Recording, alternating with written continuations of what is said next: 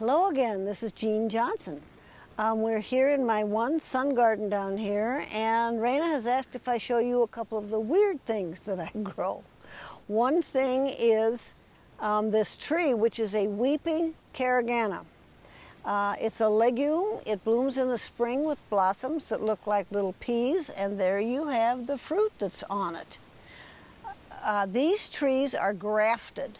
So it is not going to get any taller than that, although it will get longer. The things that hang over the side will get longer. But you can cut them, guys. Don't be so afraid. The vegetable garden in the back used to be another one of these sun gardens with flowers in it. Got to be too much to take care of, so we did a bunch of trading, and that included digging up this tree and moving it. And it seemed to do okay. Now that little tree back there is a tree lilac. We dug that up and moved it out here last year because it was in too much shade. It is not doing spectacularly well, but I'm hoping that after a year or two it will. The trick is when you're going to dig something and move it, if it is someplace where it won't grow, which that was, or if it's not doing well, and you're liable to lose it anyhow, what's your decision? Dig it up and move it. If you kill it, you've killed it. You sometimes have things in your refrigerator that you kill too, and that doesn't make you a bad cook. So don't be afraid of them. Dig them up. People say, when do you move your hostas? I move them when I have time. Same with daylilies. A bunch of these daylilies move from that bed back there to this bed in full bloom. And if you water them in well when you plant them, they'll be just fine. Now this big gorgeous thing down here, one of the reasons I have these tall plants is this is a very narrow, very long, skinny bed.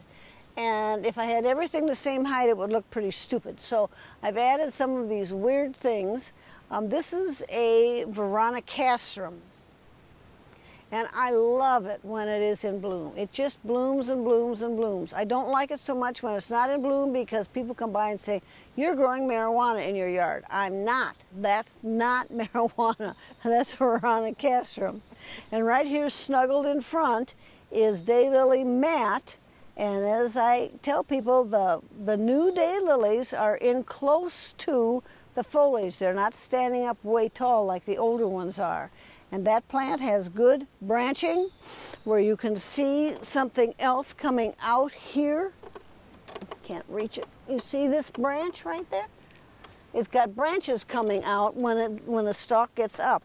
And each one of those buds has a daylily in it, and that one's a multicolored one named Matt. That one is a huge grower. It loves to grow, but it does not run all over like the orange one that we all started with. Then here's a double daylily. We'll show you some different kinds. This one is a double. It's called Salome Double Classic. The one up there is called Kindly Light. That is a spider daylily.